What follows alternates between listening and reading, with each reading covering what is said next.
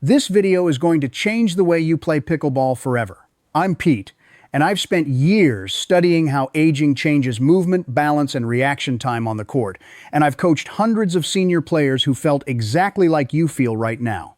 Slower, a step behind. Watching younger legs run down every ball you used to get to easily. Here's the truth nobody tells you. You don't lose to younger players because they're better. You lose because you're playing their game instead of yours. Today I'm giving you 7 positioning tricks that let you control the court with your brain instead of your legs, so you stop chasing balls, start making them come to you, and start winning matches you have no business winning. Stick around, because trick number 4 is the one that fixes almost every senior player's biggest weakness at the kitchen line, and if you leave before that one, you're going to keep getting stuck exactly where you are right now. Let's get into it. Trick 1, arrive before the ball does. Every single senior player I've ever coached has the same problem in the first session, and it has nothing to do with their legs. They're always reacting. The ball gets hit, and that's the moment they start deciding where to go. By the time they've made the decision, the ball is already halfway there. And now they're sprinting, reaching, lunging, throwing their shoulder into a shot they're not balanced for. That's not a fitness problem. That's a timing problem. And timing is something you can fix at any age. The trick is simple. You have to arrive mentally before the ball arrives physically. That means the second your opponent starts their backswing, you're already reading paddle angle, body position, and shoulder rotation. And you're already moving your feet, even if it's just a small adjustment step before contact happens. Younger players rely on raw speed to fix a late read. You don't have that luxury anymore, so you have to fix the read itself. Watch a senior player who struggles with this. They stand flat-footed, ball gets struck, and only then do their feet start moving. Now watch a senior player who's mastered positioning. Their weight is already shifting, their paddle is already coming up, and they're taking one small anticipatory step before the ball even leaves the opponent's paddle. Same age, same knees. Completely different outcome, because one of them is playing on time and the other is always chasing the clock. Here's how you train this. During warm-ups or drilling with a partner, call out loud where you think the ball is going the instant you see their paddles start to move before contact. Do this for 10 minutes before every session. It forces your brain to start reading cues earlier instead of waiting for confirmation. Within a couple weeks, that early read becomes automatic, and suddenly, balls that used to be a desperate lunge become a comfortable step and hit. Once you're consistently arriving early instead of late, something interesting happens. You stop needing to cover as much court, because you're already positioned before the ball forces you there. And that sets up the next trick perfectly, because arriving early only matters if you're standing in the right spot to begin with.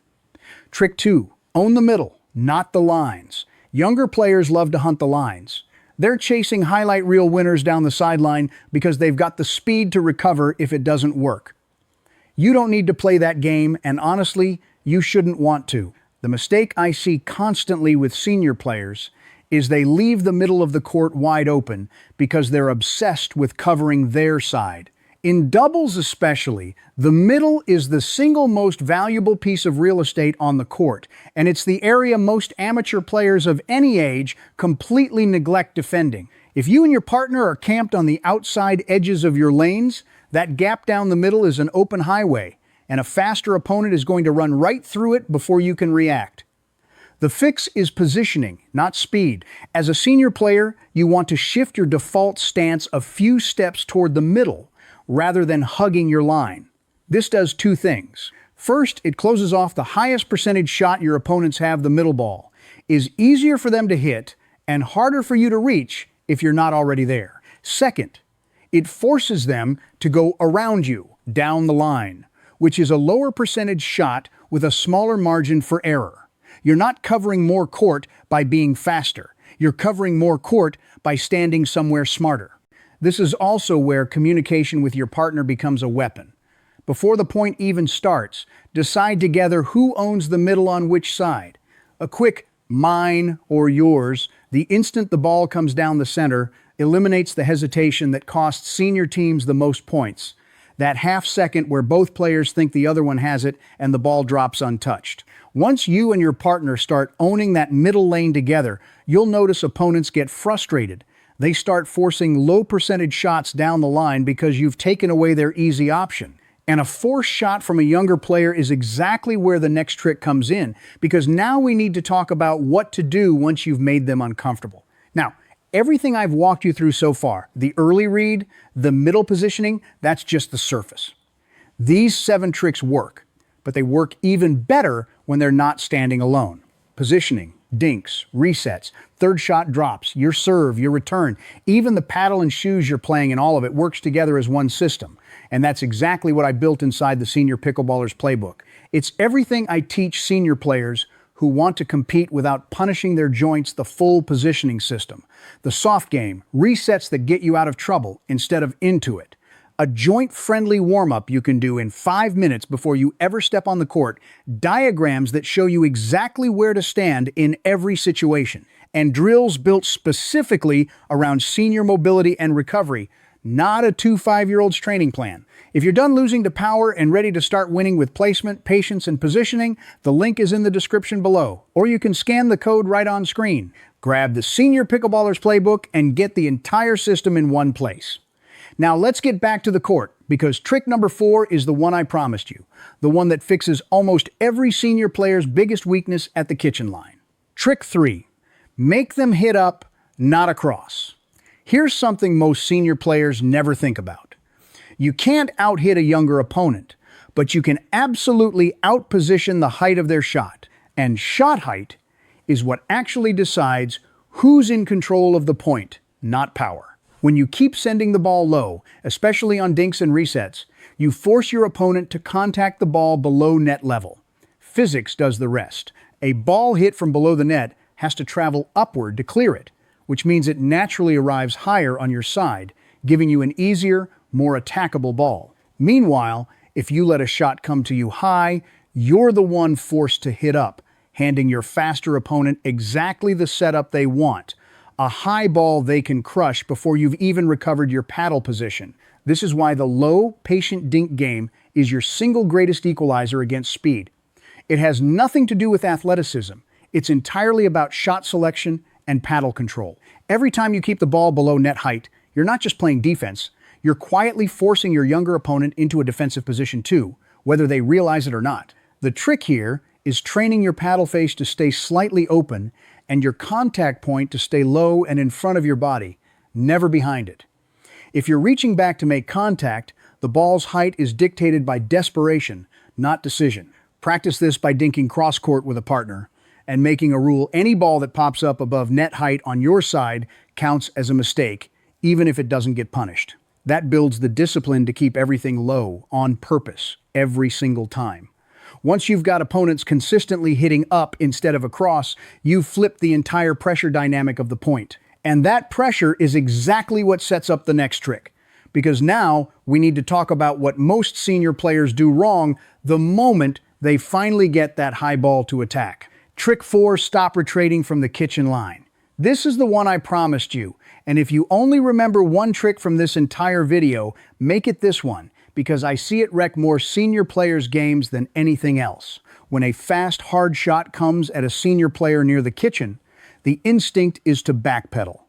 You feel the pace, your body panics, and you take a step or two back to buy yourself reaction time. It feels safer.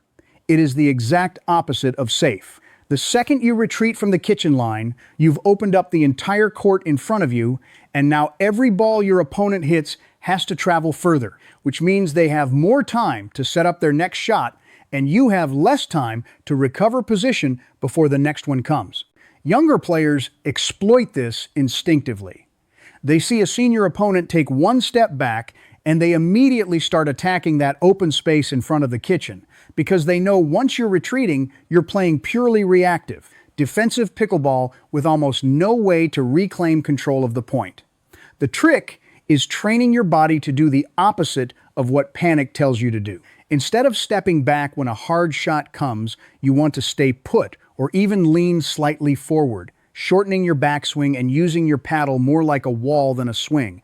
Block the ball back softly rather than trying to match its pace. This takes trust Trust that a soft, controlled block is more effective than a full swing. But it's the single biggest difference between senior players who get pushed around at the net and senior players who own it. Practice this with a partner feeding you hard, direct shots from the kitchen line while you hold your ground and simply block, block, block, no swinging, just soft redirection. Do this for 5 minutes a day, and your instinct to retreat will start disappearing within a couple of weeks.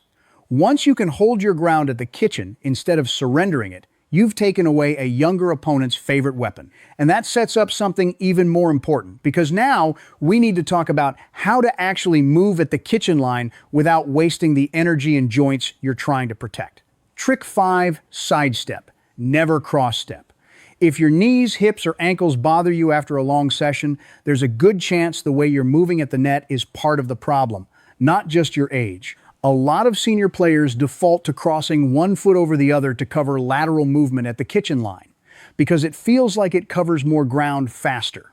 But cross-stepping puts you in a rotated, off-balance position exactly when you need to be squared up and ready to react. It's harder on your joints, it's slower to recover from, and it leaves you completely vulnerable if the ball comes back the other direction before you finish the step. The fix is the side step, sometimes called a shuffle step, always keeping your feet roughly shoulder width apart, hips facing the net, moving laterally without ever crossing your feet. It looks less dramatic than a big crossover stride, but it keeps you balanced through the entire movement. It's dramatically easier on your joints because you're not twisting under load, and it means you're ready to change direction instantly if your opponent redirects the ball. Here's the compact mechanics principle behind this. Smaller, controlled movements executed early beat big. Athletic movements executed late. You're not trying to look impressive covering the court. You're trying to be efficiently, quietly, always in position, which ironically ends up looking effortless from the outside, even though it's a deliberate system. Practice this by setting up 2 cones or markers about 6 feet apart at the kitchen line and shuffling between them for 60 seconds at a time, always facing the net, never crossing your feet. It's a small drill, but it rewires the habit fast. Once your footwork at the net becomes efficient instead of athletic, you'll find you have more in the tank late in matches, which brings us to a trick that has nothing to do with footwork at all, and everything to do with where you stand before the point even starts. Trick 6, win the transition zone before you're in it. The transition zone, that stretch of no man's land between the baseline and the kitchen, is where more senior players get hurt on the scoreboard than anywhere else on the court. You already know the feeling.